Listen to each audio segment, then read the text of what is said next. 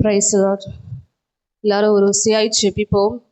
ஸ்தோத்தரிக்கிற தகப்பனே, அப்பாவை துதிக்கிறோம் ராஜா. என் ஆவியானவரே, என் அற்புதமானவரே, ஆண்டவரே, கிருபையும் இரக்கமும் ஆண்டவரே, மகிமையும் நிறைந்த என் தகப்பனே, ஆண்டவரே இயேசப்பா, உடைந்த பாத்திரம் ஆண்டவரே, அப்பா ஒன்றுக்கும் உதவாத பாத்திரத்தை கர்த்தர் ஆண்டவரே நீர் உருவாக்கி பயன்படுத்தி மகிழ்கிற என் தேவன் ஆண்டவரே, இந்த வேலையில கூடமாய் நீர் பாராட்டின ஆண்டவரே, உம்முடைய மகா பெரிய தயவுக்காய் நன்றி செலுத்துகிற தகப்பனே, ஆண்டவரே, என்னுடைய மாம்சமான காரியங்கள் ஒன்று ஆண்டவரே இயேசப்பா வெளிப்படாதபடிக்கு என் தேவ ஆவியானவர் எங்கள் மத்தியில் ஆண்டவரே உடைய வார்த்தையின் மூலம் பேசுங்க தகப்பனே. உடைய கரத்துல ஒப்பு கொடுக்கிறோம், தாழ்த்துகிற மாறாதே நல்ல பிதாவே, ஆமென். வேதத்துல அநேக ஜெபங்கள் இருக்கிறது. நம்ம எல்லாருக்கும் தெரியும் எத்தனை விதமான ஜெபம் இருக்குன்னு சொல்லிட்டு. உபவாச ஜெபம் இருக்கு, பொருத்தனை செய்து ஜெபிப்பாங்க, ஒரு மனமா கூடி ஜெபிப்பாங்க, பிறருக்காக ஜெபிப்பாங்க. இந்த மாதிரி அநேக ஜெபங்கள் இருக்கு. இன்னைக்கு நம்ம அதுல ஒரு 2-3 ஜெபத்தை பற்றி மாத்திரம் பார்ப்போம். எடுத்து வாசிப்போம். 1 சாமுவேல் 1ஆம் அதிகாரம் 10ஆம் வசனம்.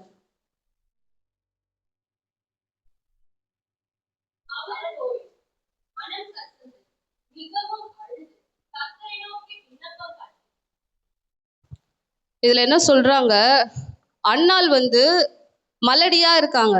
அன்னாளுக்கு குழந்தை இல்லை. அன்னாளை பார்த்து மலடின்னு சொல்லி எல்லாரும் சொல்றாங்க. அன்னாள் நினைச்சிருந்தா என்ன பண்ணலாம், அவருடைய கணவராகிய எல்கானா இடத்துல போயிட்டு அழுதுருக்கலாம், பேசியிருக்கலாம். எல்கானா கிட்ட போயிட்டு அவங்களோட துக்க காரியங்களை பகிர்ந்து கொண்டு இருக்கலாம். ஆனா அன்னாள் என்ன பண்றாங்க, மனுஷன் இடத்துல பேசல, கர்த்தர் இடத்துல பேசுறாங்க. ஆண்டவர் இடத்துல போயிட்டு அவரோட சமூகத்துல உட்கார்ந்து என்னப்ப பண்றாங்க, மனம் கசந்து அழுது விண்ணப்பம் பண்றாங்க. விண்ணப்பம் பண்ணி ஜெபிக்கிறாங்க. அப்படி ஜெபிக்கப்படும் பொழுது என்ன ஆகுது, ஏலின்ற ஒரு மனுஷன் பார்க்கிறாரு. அவர் சொல்றாரு, உன்னோட குடி உன்னோட வெறியில இருந்து என்ன பண்ணு, விட்டு விலகு அப்படின்னு சொல்றாரு. ஆனாலும் என்ன ஆகுது, இந்த இடத்துல அன்னாள் சொல்றாங்க, நான் திராட்சரசமும் குடிக்கல, மதுவும் குடிக்கல, நான் என்ன பண்றேன், கர்த்தருடைய சமூகத்துல என் இருதயத்தை ஊற்றுறேன் அப்படின்னு சொல்லி அன்னாள் சொல்றாங்க. மனுஷனிடத்துல அழுதுருக்கலாம், கேட்டிருக்கலாம், ஆலோசனை கேட்டிருக்கலாம், மருத்துவர்களை போய் பார்த்துருக்கலாம். ஆனா அண்ணா என்ன பண்றாங்க, அத்தனை வருடமும் அவங்க காத்திருந்தாலும் கர்த்தர் இடத்துல தான் கேட்குறாங்க, அவரிடத்துலதான் அவங்க இருதயத்தை ஊற்றுறாங்க. அப்போ அந்த இடத்துல ஒரு பொருத்தனை பண்ணி ஜெபிக்கிறாங்க. எனக்கு நீங்க அந்த வயசுலயும் எனக்கு நீங்க ஒரு ஆண் பிள்ளையை கொடுப்பீர் என்று சொல்லி என்ன பண்றாங்க, பொருத்தம் பண்ணி ஜெபிக்கிறாங்க. அவருடைய தலையில நான் என்ன பண்ண மாட்டேன், சவரங்கன் கத்தி படாதபடி நான் என்ன பண்றேன், வச்சுக்கிறேன்னு சொல்லி நான் வளர்க்கிறேன், உம்முடைய பிள்ளையா வளர்க்கிறேன் அப்படின்னு சொல்லிட்டு பொருத்தனை பண்ணி ஜெபிக்கிறாங்க. அதே அதிகாரத்துல 17வது வசனம் வாசிப்போம்.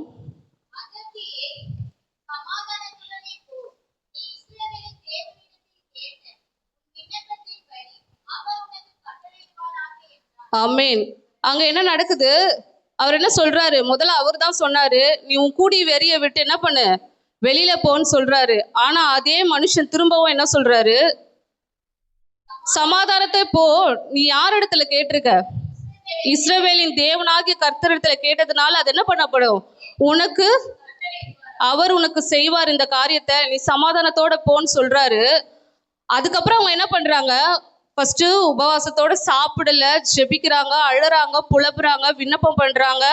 அந்த ஒரே காரியத்திலேயே எல்லாமே அவங்க பண்ணிடுறாங்க. ஆனா அதுக்கப்புறம் வீட்டுக்கு போயிட்டு என்ன பண்றாங்க, சாப்பிட்டுட்டு அதுக்கப்புறம் அவங்க துக்க முகமாகவே இல்லைன்னு சொல்லி என்ன பண்ணுது, வேதத்துல பார்க்கிறோம். அதுக்கப்புறம் அவங்க என்ன பண்றாங்க, அன்னாள் துக்க முகமாகவே இல்லை. அன்னாளுக்கு கடவுள் என்ன பண்றாரு, ஒரு குழந்தைய கொடுக்குறாரு, கர்த்தருடைய பிள்ளையாவே வளர்க்கப்படுறாரு. அடுத்தது ஒரு காரியத்தை பார்ப்போம். பிலிப்பியர் 4:6.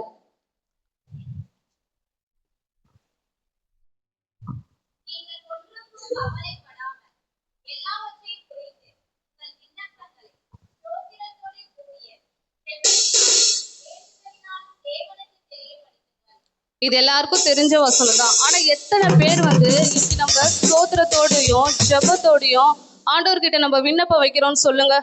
இன்னைக்கு உபவாச கூட்டம், ஃபாஸ்டிங் ப்ரேயர் எல்லாருமே கலந்து கொள்றோம். இப்போ கூட 40 நாள் ஃபாஸ்டிங் ப்ரேயர் எல்லாரும் இருக்கும். ஆனா எத்தனை பேர் இந்த 40 நாள்ல இந்த உபவாசத்தை கரெக்டா கடைபிடிக்கிறவர்களா இருக்கிறோம்னு சொல்லுங்க. 3 வேளை நம்ம சாப்பிட்ற நேரம், 3 வேளை இடைவெளி கொடுப்பாங்க, காலேஜ்லயும் சரி நம்மளோட வேலையிலயும் சரி. ஆனா எத்தனை பேர் அதை சரியா பயன்படுத்துறோம்? காலையில ஏந்திரிச்சோன்னே ஒரு 2 நிமிஷம் நம்மளோட ஜெபத்தை அன்றாடம் நம்ம நின்றுட்டு, ஏசப்பா என்னை பார்த்துக்கோங்க, என் வீட்டை பார்த்துக்கோங்க, என்னோட ஆஃபீஸில் இருக்கிற காரியத்தை பார்த்துக்கோங்கன்னு சொல்லிட்டு என்ன பண்ணுவோம், புறப்பட்டு போயிடுவோம். அதுக்கப்புறம் ஆஸ் யூஷுவல் நம்மளோட ஃப்ரெண்ட்ஸு, ஆஃபீஸு, அங்கே இருக்கிறவங்க, மொபைல் ஃபோனு, இதுக்கு தான் நம்ம வந்து என்ன பண்ணுவோம், டைம் ஸ்பெண்ட் பண்ணுவோம். ஆனால் அந்த லன்ச் டைம்னு ஒன்று இருக்குல்ல, அதில் ஒரு 10 நிமிஷம் ஆகிலும் நம்ம ஜெபிக்கிறோமா? நம்மளோட உபவாச நேரத்தை கடவுளுக்கு கொடுக்குறோமா? அப்புறம் நம்ம என்ன உபவாசம் இருக்கோம்? வெறும் சாப்பிடாம இருக்கிறது உபவாசமா? கிடையாது. ஸ்தோத்திரத்தோடு கூடிய விண்ணப்பத்தை நம்ம என்ன பண்ணணும், கடவுள் இடத்துல ஏறெடுக்கணும். அப்படி ஏறெடுக்கும் போது அவர் என்ன பண்ணுவாரு, நிச்சயமா நம்மளுக்கு பதில் கொடுக்கிறவரா இருக்கிறாரு. வசனம் சொல்லுது, அவருடைய கண்கள் திறந்தவையும் அவருடைய செவிகள் வந்து கவனித்தவையா இருக்குதுன்னு சொல்லிட்டு. மனுஷனிடத்துல நம்மளுடைய வார்த்தையை கேட்கும்போது அவன் ஒரு ஃபோன் பார்த்துட்டே இருக்கான்னு வச்சுக்கோங்க, அப்போ நம்ம ஒரு விஷயத்த கேட்டா கவனிக்க மாட்டாங்க. ஏன்னா அவங்களோட இன்ட்ரெஸ்ட்லாம் எங்க இருக்கும், மொபைல் ஃபோன்ல இருக்கும். ஆனா கடவுள் வந்து எப்போ நம்ம நோக்கி கூப்பிட்டாலும் அவர் நம்மளுக்கு செவி சாய்க்கிறவரா இருக்கிறாரு, நமக்கு பதில் கொடுக்கிறவரா இருக்கிறாரு. அதனால இனிமேல் ஆகிலும் வாலிபர்களாகிய நம்ம காலையில, மதியம், நைட்டுன்னு 3 வேளையும் அவரிடத்துல ஒரு 10 நிமிஷம் நம்ம டைம் ஸ்பெண்ட் பண்றவங்களா இருக்கணும். நீங்க முழங்கால் படிட்டு தனியா ஒரு அறைக்குள்ள போய் அப்படிதான் ஜெபிக்கணும்னு அவசியம் இல்லை. நம்ம இருக்கிற இடத்துலயே நம்ம இருதயத்துக்குள்ள அன்னாள் வந்து கத்தி ஜெபிக்கல, அவங்க மற்றவர்களுக்கு கேட்கும்படியா அவங்க காரியத்தை சொல்லல. அவங்க என்ன பண்றாங்க, முணுமுணுத்துட்டே அவங்களுக்குள்ளேயே பேசிக்கிறாங்க அவங்க காரியத்தை. ஆனா அது யாருடைய சமூகத்துல கேட்டது, கர்த்தருடைய சமூகத்துல கேட்டது. நம்ம மனுஷன்கள் இடத்துல புலம்பாதபடிக்கு ஒவ்வொரு நாளும் ஒரு 10 நிமிஷம் காலையில, மதியம், நைட்டுன்னு சொல்லி நம்ம என்ன பண்ணணும், ஸ்தோத்திரம் பண்ணுகிறவர்களா இருக்கணும், அவருக்கு நன்றி செலுத்துகிறவர்களா இருக்கணும். நம்மளுடைய விண்ணப்பங்களை ஸ்தோத்திரம் மூலியமா அவர் இடத்துல தெரியப்படுத்துகிறவர்களா இருக்கணும். ஒரு விஷயம் வேணும்னா நம்ம பெற்றோர்கிட்ட என்ன பண்ணுவோம், கேட்டாதான் கிடைக்கும். கேட்கலன்னா கொடுத்துருவாங்களா? என் பொண்ணுக்கு இது வேணும்னு, ஒரு ஸ்கூல்ல ஒரு ஃபீஸ் வேணும், இல்லை எனக்கு ஒரு ட்ரெஸ் வேணும்னா போய் எங்க அம்மா கிட்ட கேட்டாதான் என்ன பண்ணும், கிடைக்கும். ஆண்டவரும் வந்து வெயிட் பண்ணுவாரு, என் பொண்ணு என்கிட்ட வந்து பேசுதா, என் பையன் என்கிட்ட வந்து பேசுறானான்னு. அப்படிப்பட்ட ஆண்டவர்கிட்ட நம்ம போய் கேட்கப்படும் போது அந்த காரியம் என்னப்படும், நிச்சயமாய் கொடுக்கப்படும். நான் வந்து பாவி, என்னோட ஜெபத்தை ஏசப்பா கேட்பாரா, எனக்கு ஜெபிக்க தெரியல, எனக்கு பாட தெரியல அப்படின்னு சொல்லிட்டு நம்ம இருக்கக்கூடாது. நம்ம இருதயத்தின் மூலியமா ஆண்டவரிடத்துல பேசப்படும் போது அவர் எப்படி இருந்தாலும் கேட்பாரு, எப்படி இருந்தாலும் நம்மளுக்கு பதில் தருவாரு. இன்னொரு வசனத்தை வாசிப்போம். யாக்கோபு 5 அதிகாரம் 15 வசனம்.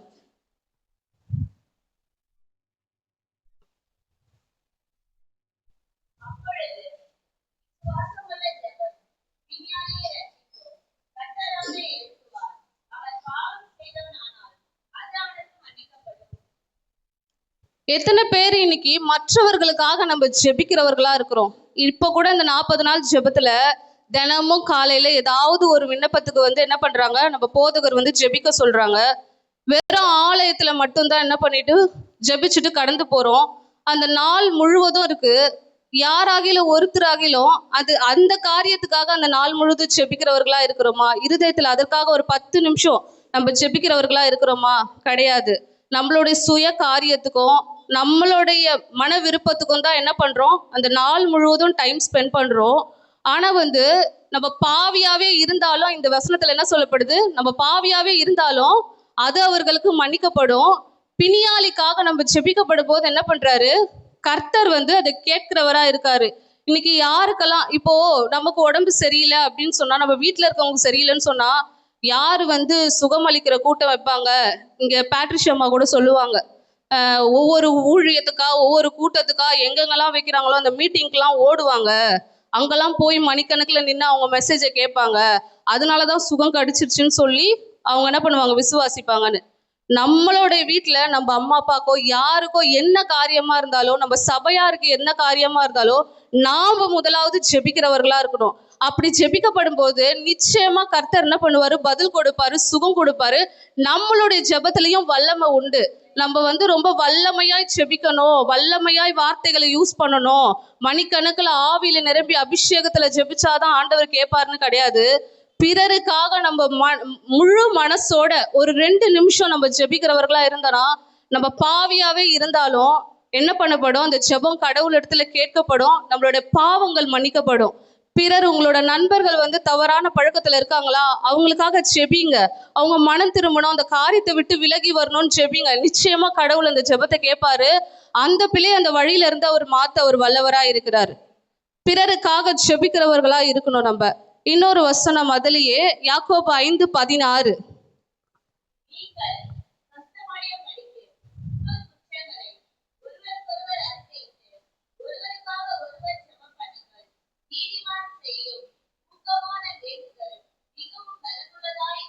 ஆமென்.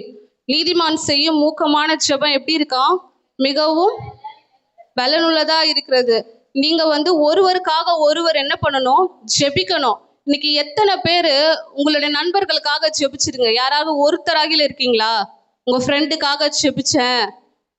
இதே யூத் மீட்டிங்க்கு நம்ம ரொம்ப வருஷமா வந்துட்டு இருக்கோம். யாராவது ஒருத்தரை யாகிலும் நம்ம நண்பர்களை இன்க்ளூடிங் என்னையும் சேர்த்துதான் சொல்றேன், யாரையாவது நம்ம கூட்டிட்டு வந்திருக்கோமா? சின்ன பிள்ளைங்க கூட சண்டே கிளாஸ்க்கு ஃப்ரெண்ட்ஸ் எல்லாம் கூட்டிட்டு வராங்க. ஆனா இது வரைக்கும் நம்ம என்ன பண்ணதில்ல, யாருமே யூத் மீட்டிங்க்கு ஒரு வாலிபராகிலாம் நம்ம கூட்டிட்டு வந்ததில்ல. இதுவே நம்ம வெளியில போறோம், நமக்கு ஒரு கம்பெனிக்கு ஆள் வேணும்னா என்ன பண்ணுவோம்? ஃபர்ஸ்ட் ஃபோன் பண்ணி நம்ம ஃப்ரெண்ட்ஸ் எல்லாம் கூப்பிடுவோம். அது மாதிரி இன்னைக்கு தேவ சமூகத்துக்கு எத்தனை பேர் வந்து நம்ம நண்பர்களை கூட்டிட்டு வரோம், நமக்கு தெரிஞ்சவங்களை கூட்டிட்டு வரோம். எல்லாரும் சும்மா தான் வெட்டியா தான் இருப்பாங்க. அவங்களெல்லாம் யார் இன்னைக்கு கூட்டிட்டு வரோம்? ஒருத்தருக்கும் அந்த காரியம் என்ன பண்ண மாட்டேது, தோண மாட்டேங்குது. பிறருக்காக, நம்ம உடன் இருக்கிறவர்களுக்காக நம்ம ஜெபிக்கிறவர்களா இருக்கணும். நம்ம வந்து அவங்க மன மாற்றம் அடைகிறதுக்கு ஒரு சதவீதமாவது நம்ம முயற்சி எடுக்கணும். முயற்சியே எடுக்காம இந்த காரியம் நடக்கும்னு சொன்னா அது என்ன ஆகாது? நடக்காது. நாமளும் இனிமேல் மற்றவர்களை இந்த காரியத்துல கொண்டு வருகிறவர்களா, இனிமேல் ஒரு ட்ரை, அட்லீஸ்ட் ஒரு ட்ரை ஆச்சு பண்ணலாமே. இனிமேல் நம்ம அந்த காரியத்துல அதை மாற்றி கொள்ளுகிறவர்களா இருக்கணும். அடுத்தது ஒரு வசனம், இது எல்லா வாலிபர்களுக்கும் வாழ்க்கையில முக்கியமா இருக்க வேண்டிய ஒரு ஜெபம், தனிப்பட்ட ஜெபம். பிலிப்பியர் 4:6.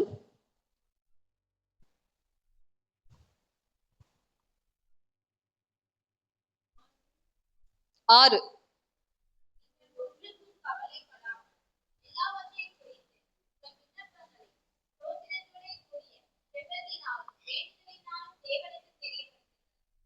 ஒன்று பேதுரு 4:7.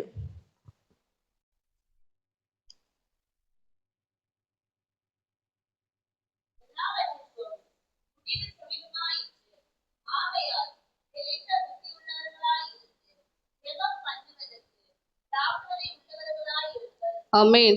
எல்லாவற்றுக்கும் என்ன பண்ணிருச்சு? முடிவு சமீபமா இருக்கு. நம்ம என்ன பண்ணணும்? தெளிந்த புத்தி உள்ளவர்களா இருந்து ஜெபம் பண்ணணும். என்னோட லைஃப்ல நடந்த ஒரு விஷயத்த நான் சொல்றேன். நான் வந்து 12th படிக்கும்போது என் வாழ்க்கையில ஒரு விஷயம் வந்துச்சு. எல்லாருமே என்ன பண்ணுவோம்? ஒரு டிசிஷன் எடுக்கணும்னா ஞானி மாதிரி நம்மளை என்ன பண்ணிப்போம்? முடிவு பண்ணிப்போம். நான் வளர்ந்துட்டேன், நான் வந்து என்ன பண்ணிட்டேன், ஸ்கூல் முடிச்சு காலேஜே போறேன், எனக்கும் ஒரு டிசிஷன் இருக்கிற நாலேஜ் வந்துருச்சு, இன்னும் எனக்கு குழந்தையாவே பார்த்துட்டு இருக்கீங்களேன்னு சொல்லிட்டு நம்ம என்ன பண்ணுவோம்? கொஞ்சம் நம்மளோட கிறுக்குத்தனமான புத்தி வந்து யோசிக்கும். அப்படி நான் இருக்கும்போது, நான் வந்து இப்போ அப்போ மே மாதம் லீவ்லாம் இருக்கும் இல்லைங்களா, அப்போ வீட்டில் இருக்கும்போது வீட்டில் யாருமே இருக்க மாட்டாங்க, தனியாக ஜெபிப்பேன். அப்படி ஜெபிக்கப்படும் போது ஒரு நாள் என்ன பண்ணேன், ஒரு விஷயத்த வந்து இது சரியா தப்பா எனக்கு தெரியல ஏசப்பா, இதை நான் அந்த டிசிஷனை நான் எடுத்துக்கிட்டுமான்னு சொல்லிட்டு நான் ஜெபம் பண்ணேன். அப்படி ஜெபிச்சுட்டு, இப்போ நம்ம வேதத்துல வந்து சும்மா ஒரு பக்கத்தை திறப்போம், அதுல என்ன வசனம் வருதோ அதுதான் அன்னைக்கு வந்து கடவுள் கொடுத்தாருன்னு நினச்சிப்போம். ஒரு நாள் அதுக்கு ஆப்டா வரும், இன்னொரு நாள் எப்படி வரும்? சாராளுக்கு பிள்ளையை கொடுத்தாரு, இல்லை வந்து அண்ணாள் வந்து மலடியா, இந்த மாதிரி காரியம்லாம் வரும். அப்போ நான் நினைப்பேன், இதுக்கும் எனக்கும் சம்மந்தமே இல்லை, இந்த வசனம் வந்திருக்கேன்னு சொல்லிட்டு விட்டுட்டு போயிடுவோம். ஆனால் அன்னைக்கு நான் ஏசப்பா கிட்ட கேட்டுட்டு நான் அந்த வேதத்தை திறக்கும் போது ஆண்டவர் ஒரு வசனம் கொடுத்தாரு. அது உங்களோடத்துல சொல்றேன். நீதிமொழிகள் 3:5, 5, 6, 7.